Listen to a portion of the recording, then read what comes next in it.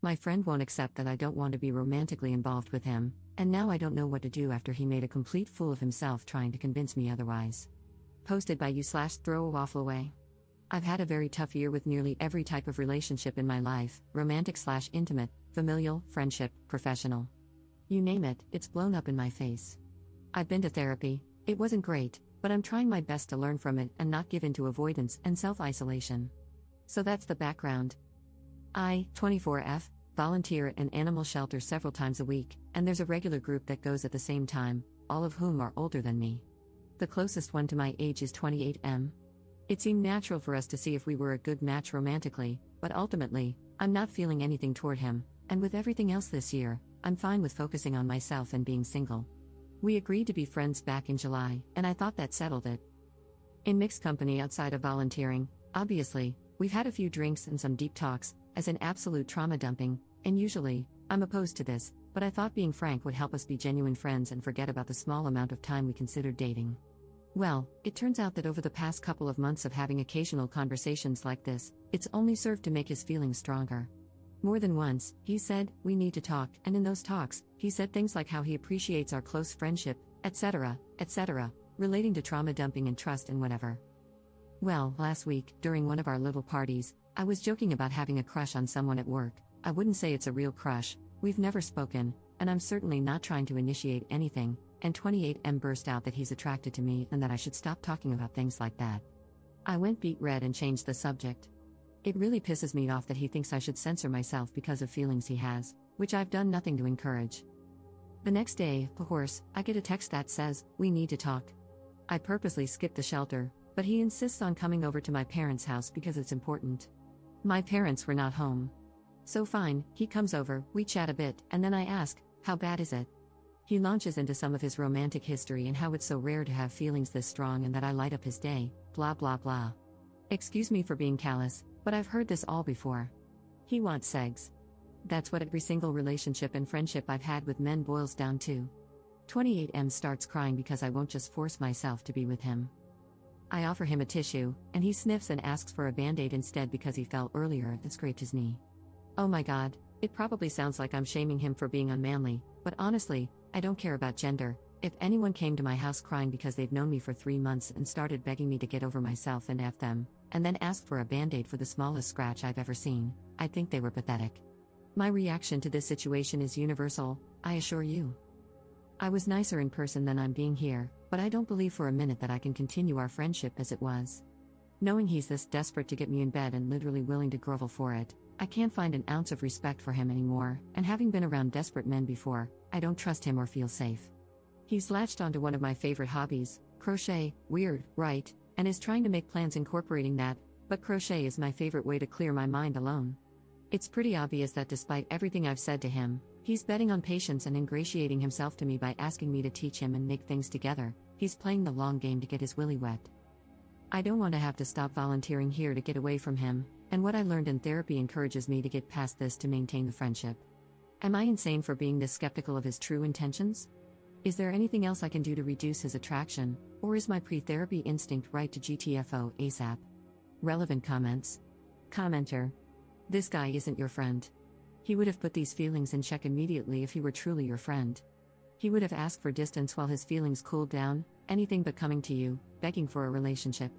He's a 28-year-old man, not some hormone-driven teen. He heard you when you said that you just want to be friends, and he's decided that's not good enough for him. Ops response. That's the issue I have with the crying here. I'm all for men being vulnerable and stuff, but this felt extremely manipulative, though I can't imagine how that would make me want to rip my clothes off, Lamau. I wasn't nice in how I described my feelings toward it, but I've seen Reddit pounce on stuff like that.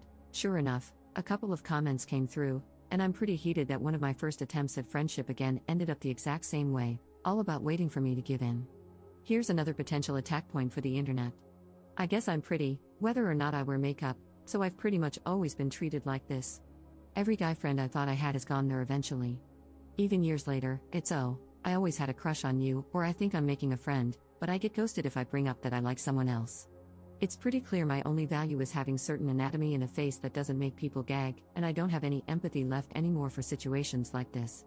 He never specifically said he wanted to F me, just be with him, but I can't see any possibility that he means me as a human and not a sex doll after dozens and dozens of experiences.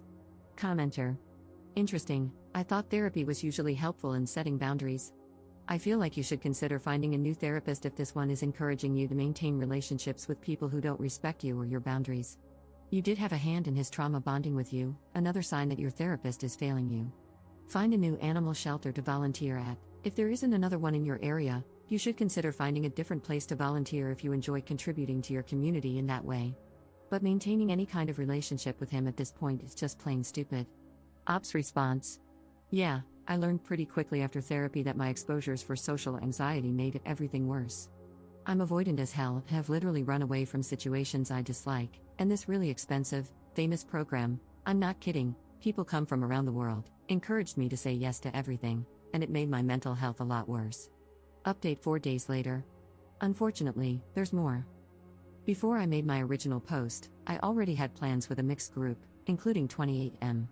Before I dive in, I just want to thank everyone who shared their experiences with ill-informed therapy, social anxiety, boundaries, and struggles similar to mine. I wish I were in a place where I could trust my gut without outside input, but at least there are kind, encouraging people out there. Unfortunately, the other people canceled, not on purpose, things just fell apart on their end, and I ended up being alone with 28M. It was okay. Later in the day, some of the others did show up, and we were messing around with those TikTok tarot readings, just being silly.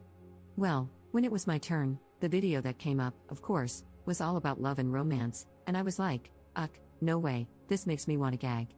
28M immediately burst into tears in front of everyone, saying, I wish you had said that the other night, that I make you want to gag. To be fair, there were some shots of booze involved before this, but still. I generally had a good day and wanted to keep the vibe, so I basically had to talk him down, also in front of everyone. Then, once everyone left, he pulled me aside, shocker, and I had to reiterate again that the stupid TikTok thing is literally just TikTok. My reaction was not about him, and I had to defend my entire position in life again. Then he asked if he could prove himself by helping me study for university so he wouldn't make a scene anymore. I said I wasn't sure, but obviously, I'm not going to do that. It's hard enough to focus on school without a weepy baby having tantrums next to me, probably checking me out when I'm not looking. So, it's sad and it sucks because I have to change my whole routine now. I managed to find some other volunteer shifts that work with my schedule, but it's down to just 1 day a week. I told the coordinator why and asked if my new schedule could be kept private, if possible. They agreed to take me off the email list and just keep track of when I'm coming in. I feel bad complicating her job and ditching the other volunteers, but at least I still get to see the animals I've grown attached to. I alluded to this being a pattern in my life in my previous post and comments, but truly, this guy takes the cake. He really believes that every single thing I say revolves around him, like he takes up space in my head. Well, he does, but in a negative way. This week, things seriously escalated on his end, and I'm already tired of it. Surprise, 28M. I've actually lived an entire life without you, and I will continue to do so. Sorry you're so insecure that your life can be totally encompassed by someone else this easily. It's sad, but I doubt he will change.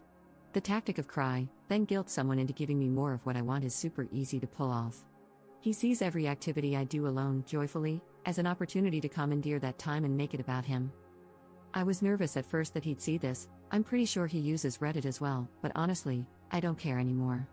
If he does, maybe seeing my side, because clearly, he cannot listen, might shock him into acting like a normal adult. Top 2 comments. Commenter. This guy is a pathetic creep. Hey, if you stumble across this poor lady's Reddit, please know that countless people, many of them women, think you're a super pathetic creep. You did not deserve to have this guy ruin something you enjoyed, either. I hope he gets abducted by aliens and returned to his creepy home planet. Commenter. Nothing is going to shock him into acting appropriately. He needs therapy, he needs to be brutally honest about his behavior with his therapist, and most importantly, he needs to be willing to do the work to change his behavior for good, which he won't do.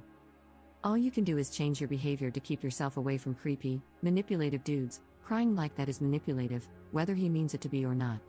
Stop hanging out with him one-on-one, and I would stop hanging out with the group if he's there. Can't you hang out with the other friends without him?